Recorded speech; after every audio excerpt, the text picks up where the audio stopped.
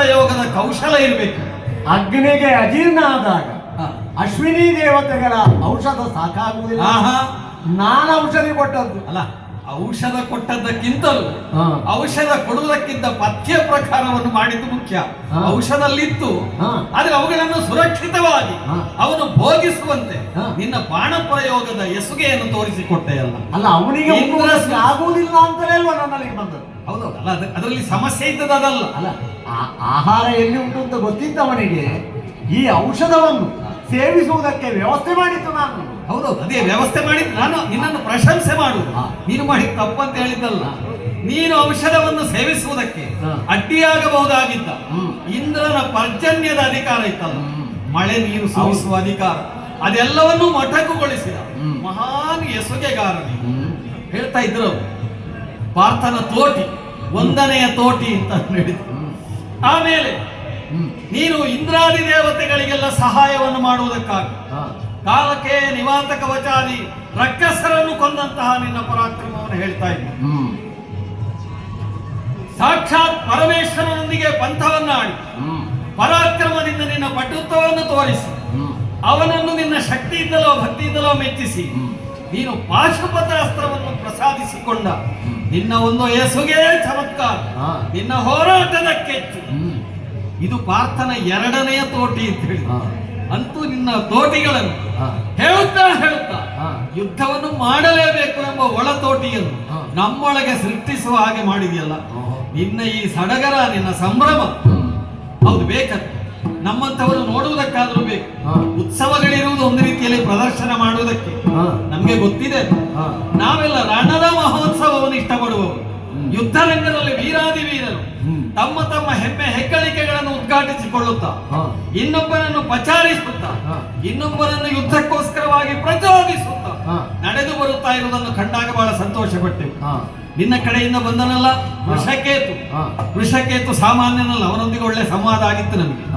ಆ ಸಂವಾದದಲ್ಲಿ ಕರ್ಣಸುತನಾದಂತಹ ವೃಷಕೇತುವನ್ನು ಯುದ್ಧದಲ್ಲಿ ಹಿಮ್ಮೆಟ್ಟಿಸುವುದಕ್ಕೆ ಬೇಕಾಗಿ ನಾನೂ ಬೇಕಾದಷ್ಟು ಮಾತುಗಳನ್ನು ಆಡಿದ್ದೇನೆ. ಮಾತಿನ ಬಾಣ ಮೊದಲು, ಆಮೇಲೆ ನಮ್ಮ ಬತ್ತಳಿಕೆಯಲ್ಲಿದ್ದ ಬಾಣಗಳನ್ನು ಪ್ರಯೋಗ ಮಾಡಿದ್ದೇವೆ. ಅನಂತರದಲ್ಲಿ ಬಂದವ ಹೂವಿನ ಬಾಣಗಳನ್ನೇ ಬಿಡುವುದರಲ್ಲಿ ಸಿದ್ಧಹಸ್ತನಾದಂತಹ ಪ್ರದ್ಯುಮ್ನ. ಬಹುಶಃ ಈಗಿನ ಸೇನೆಗೆ ನಾಯಕ, ಆಧುನಿಕ ನಾಯಕ ಅವನೇ ಅಂತ ಕಾಣ್ತದೆ. ನೀನು ಹಿನ್ನೆಲೆಯಲ್ಲಿದ್ದುಕೊಂಡು ವಿಧಾಯಕ, ಅವ ಮಹಾನಾಯಕ ಅಲ್ವಾ? ಅಂತವನನ್ನು ಎದುರಾಗಿ ಕಳಿಸಿ ಅವನ ಬಾಣ ಪ್ರಯೋಗದ ಚಮತ್ಕಾರಗಳೇನು? ನಮ್ಮನ್ನೇನಾದರೂ ದೆಸೆಗೆಡಿಸುವುದಕ್ಕೆ, ನಮ್ಮ ದೆಸೆಯನ್ನು ತಿರುಗಿಸುವುದಕ್ಕೆ ಅವನಿಗೆ ಬರ್ತದ ಅಂತ ಕೇಳಿದ್ದೆ. ಅವನು ಮಾತಿನ ಬಾಣದಲ್ಲಿ ಒಂದಿಷ್ಟು ಬಾಣ ಬಿಟ್ಟು ಕೊನೆಗೆ ನಮ್ಮ ಬಾಣವನ್ನು ಸಹಿಸಲಾರದೆ ಬಿದ್ದ. ಹೋಗ್ಲಿ, ಅದಲ್ಲ ಈಗ ನನಗೆ ಕಂಡದ್ದು. ನಿನ್ನದಾದಂತಹ ಈ ಸಡಗರ, ಸಂಭ್ರಮ ಇತ್ಯಾದಿಗಳನ್ನು ತೋರಿಸುತ್ತಾ ಸೃಷ್ಟಿಯಲ್ಲಿ ಅರ್ಜುನ ಎನ್ನುವುದನ್ನು ಸ್ಥಾಪಿಸುವುದಕ್ಕೆ ನೀನು ಮತ್ತೆ ಪ್ರಯತ್ನ ಪಡ್ತಾ ಇದ್ದೆ.